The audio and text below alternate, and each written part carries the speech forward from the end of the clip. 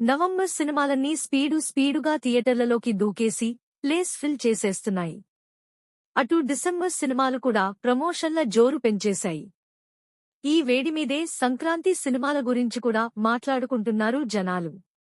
పొంగల్ రేస్లో ఉన్న హీరోల గురించి ఇంట్రెస్టింగ్ విషయాన్ని రీకాల్ చేసుకుంటున్నారు బాలయ్య. వెంకీతో 2019లో వినయ విధేయరామతో పోటీపడ్డ అనుభవం కూడా ఉంది రామ్చరణ్కి. అప్పుడు చేదు అనుభవం ఎదురైంది.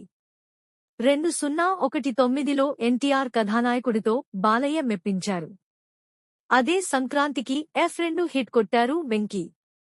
మళ్లీ 5 ఏళ్ల తర్వాత 2025 సంక్రాంతికి పోటీ పడుతున్నారు. ఇప్పుడు తీపి కబురు అందుతుందా? Let's wait and see. సంక్రాంతికి జనవరి 10న వచ్చేస్తున్నాం జరగండి అంటూ గేమ్ చేంజర్ సినిమాతో వచ్చేస్తున్నారు రామ్ చరణ్. ఈసారి ఆయన బాలయ్య, వెంకటేష్, అజిత్తో పోటీ పడబోతున్నారు. 2019లో ఎన్టీఆర్ కథానాయకుడితో ప్రేక్షకులను పలకరించారు నందమూరి బాలకృష్ణ. 2025లో NBK 109తో ఆడియన్స్ కి హలో చెప్పడానికి రెడీ అవుతున్నారు బాలయ్య. ప్రస్తుతం హైదరాబాద్ పరిసరాల్లో చిత్రీకరణ జరుపుకుంటోంది.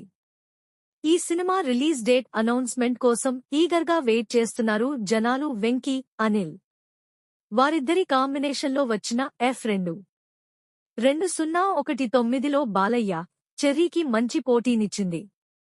ఇప్పుడు సంక్రాంతికి వస్తున్నాం ఎలాంటి సెలబ్రేషన్స్ తెచ్చిపెడుతుందో చూడాలి. అటు అజిత్ తన గుడ్ బ్యాడ్ అగ్లీతో 2025 సంక్రాంతికి రెడీ అవుతున్నారు.